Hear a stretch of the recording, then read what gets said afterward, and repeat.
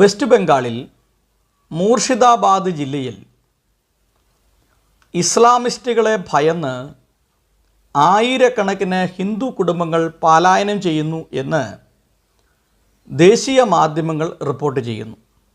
എന്നാൽ കേരളത്തിലെ മാധ്യമങ്ങൾ ഇത് കണ്ടതായിട്ട് നടിക്കുന്നില്ല.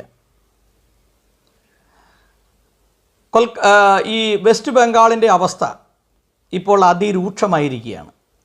ബംഗ്ലാദേശിൽ നിന്നും ഇസ്ലാമിക് മതഭീകരന്മാർ വെസ്റ്റ് ബംഗാളിലേക്ക് നുഴഞ്ഞു കയറി അവിടെയുള്ള ഹൈന്ദവ കുടുംബങ്ങളെ ടാർഗറ്റ് ചെയ്തുകൊണ്ട് അവരുടെ വീടുകൾ ആക്രമിക്കുകയും അവരുടെ വീടുകൾ അഗ്നിക്കിരയാക്കുകയും അവരുടെ സ്ത്രീകളെയും കുട്ടികളെയും ഉപദ്രവിക്കുകയും പുരുഷന്മാരെ തല്ലിച്ചതയ്ക്കുകയും തല്ലി ഓടിക്കുകയും ചെയ്യുന്നു എന്നുള്ളത് വളരെ ഗൗരവത്തോടു കൂടെ കാണേണ്ട ഒരവസ്ഥയാണ്.